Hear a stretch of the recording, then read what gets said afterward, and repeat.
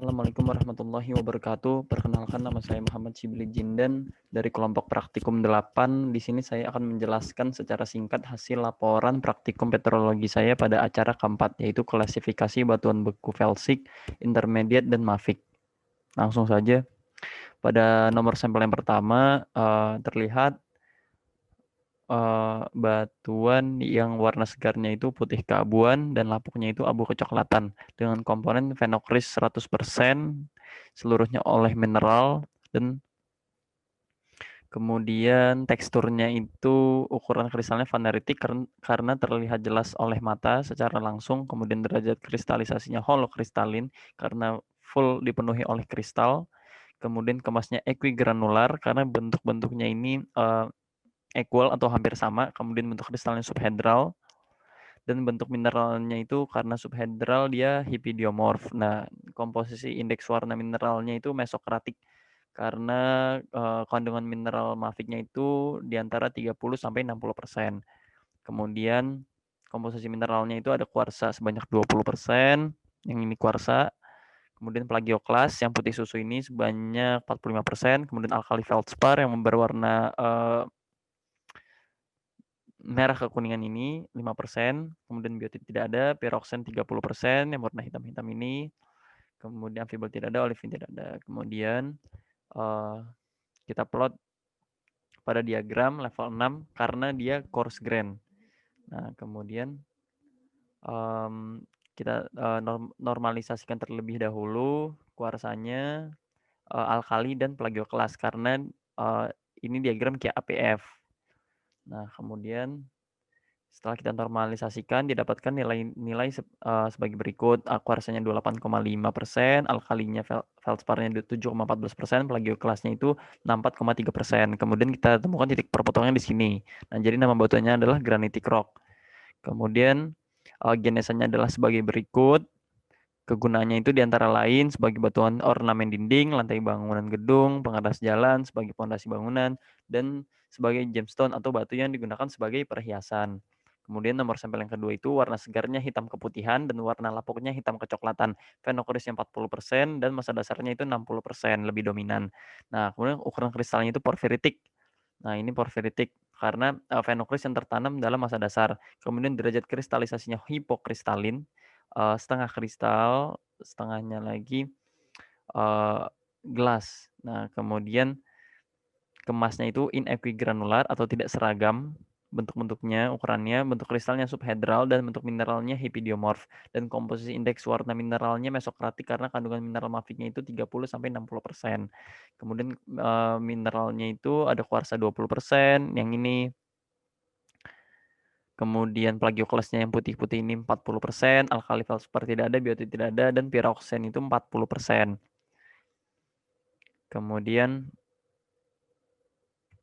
kita normalisasikan terlebih dahulu. Kuarsanya kita dapatkan 33,3%, alkali feldsparnya 0%. Karena tidak ada, kemudian plagioklasnya itu 66,6%. Nah, kemudian kita plot pada diagram level 7 karena dia fine grain. Nah, kemudian didapatkan titik perpotongan di dasitic rock. Jadi nama batunya itu adalah batu dasit. Nah, genesis sebagai berikut. Kegunaannya, dasit biasa digunakan sebagai agregat batu yang dihancurkan untuk batu pecah. Agregat dasit dapat digunakan sebagai material pengisi di berbagai proyek konstruksi. Oke. Kemudian nomor sampel yang ketiga, warna segarnya itu pink keabuan, warna lapuknya kuning kecoklatan. Kemudian komponennya itu phenocryst 100%. Kemudian massa dasarnya tidak ada. Kemudian teksturnya itu ukuran kristal vaneritik karena terlihat jelas oleh mata.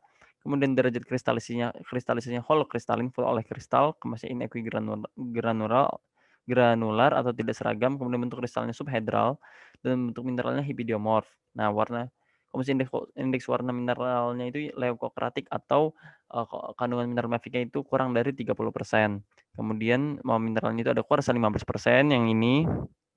Kemudian plagioklas yang putih-putih susu seperti ini 15%, alkali feldspar 65% dominan yang berwarna merah ini, merah bata. Kemudian biotitnya 5% yang warna hitam-hitam berlembar seperti ini.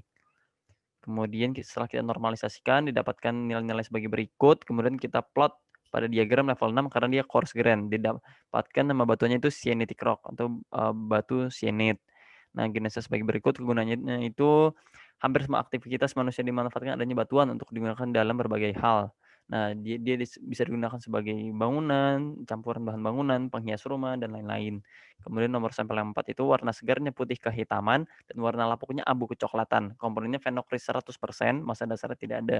Kemudian tekstur ukuran kristal itu faneritik karena terlihat jelas oleh mata secara langsung mineral-mineralnya, kristalnya. Derajat kristalisasinya holokristalin, full oleh kristal. Kemasnya granular atau tidak seragam. Kemudian bentuk kristalnya euhedral, sempurna. Dan bentuk mineralnya panidiomorf. Kemudian komposisi indeks warna mineralnya itu dia mesokratik karena kandungan mineral mafiknya di antara 30-60%. Komposisi mineralnya kuarsa ada 10%, plagioklas 45%, alkali feldspar 5% yang berwarna merah kekuningan seperti ini, kemudian amfibol sebanyak 40%. Kemudian setelah kita normalisasikan eee kuarsa alkali dan plagioklas karena ini diagram QAPF, kemudian kita gunakan, diagram level 6 karena dia coarse grain. Nah, setelah kita dapatkan nilainya, kita plot, ditemukan titik perpotongan di dioritic rock. Jadi nama batuannya itu adalah batuan diorit. Genesis sebagai berikut, kegunaannya itu batu diorit dapat dijadikan sebagai batu ornamen dinding maupun lantai, bangunan gedung atau untuk batu belah untuk fondasi bangunan atau jalan raya. Kemudian nomor sampel 5, warna segarnya hitam keabuan, warna lapuknya abu kecoklatan. Komponennya fenokris 30%, yang ini fenokris nih, ya yang dia, kristal-kristal besarnya, massa dasarnya itu 70%, dia yang mendominasi dari si batuan ini. Teksturnya ukuran kristalnya porfiritik. Kemudian derajat kristalisasinya hipokristalin, setengah kristal, setengahnya gelas. Kemudian kemasnya itu inequigranular atau tidak seragam, bentuk kristalnya subhedral karena subhedral bentuk mineralnya itu hipidiomorf. Komposisi indeks warna mineralnya melanokratik karena, kandungan mineral mafic itu di atas 60%. Kemudian mineral utamanya itu ada kuarsa 5%, yang ini kuarsa, kemudian plagioklas, yang ini sebanyak 25%, alkali feldspar tidak ada dan mafic mineralnya itu 70% dia yang mendominasi. Nah, kemudian setelah kita normalisasikan, kuarsa alkali dan plagioklasnya didapatkan titik perpotongan di andesitic rock. Nah, kita menggunakan level 7 karena dia fine grain. Nah, karena karena di sini ada pilihan ada 2. Nah, kita bingung untuk menggunakan yang mana, seharusnya digunakan, diagram lanjutan, berupa, diagram yang menggunakan komposisi kimia. Nah, tapi karena ini kita diibaratkan di lapangan, jadi kita, langsung mengira ini batuan apa. Nah, karena basaltik bisa mengandung mineral olivin, jadi tidak mungkin ada mineral olivin di andesit, di batuan sebelumnya. Jadi eee, kita pilih, batuan ini sebagai batuan andesit.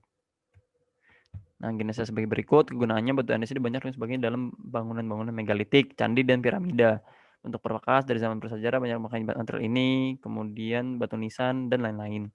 Nah, kemudian, nomor sampel yang ke-6, warna segarnya hitam keputihan, warna lapuknya kecoklatan. Komponen fenokrisnya 95% mendominasi, dan massa dasarnya itu 5% saja. Teksturnya ukuran kristalnya porfiritik, ini, kristal-kristal besar ini, tertanam dalam massa dasar, kemudian derajat kristalisasinya holokristalin, full oleh kristal. Kemudian, kemasnya itu inequigranular. Kemudian bentuk kristalnya itu euhedral dan bentuk mineralnya itu panidiomorf. Kemudian komposisi indeks warna mineralnya itu mesokratik. Nah, karena kandungan mineral maficnya itu kurang dari, 30%. Maaf, maksudnya komposisi indeks warna mineralnya itu mesokratik, karena kandungan mineral maficnya itu di antara 30-60%.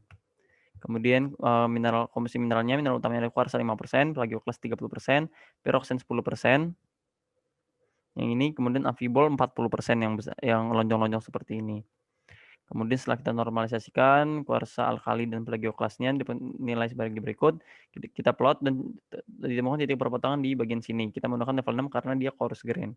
Nah, kemudian diperlukan diagram lanjutan. Nah, kemudian caranya itu plagioklasnya nilainya tetap 35%, kemudian kita normalisasikan piroksen dan hornblende saja. Nah, didapatkan nilai sebagai berikut. plagioklasnya 35% di sini, kemudian karena hornblende-nya dominan, dia ke sini 80% dan 80% dan, piroksennya, 20%. Ya, jadi ditemukan titik perpotongan di sini, jadi namanya itu Pierrotsen Hornblende Gabbro.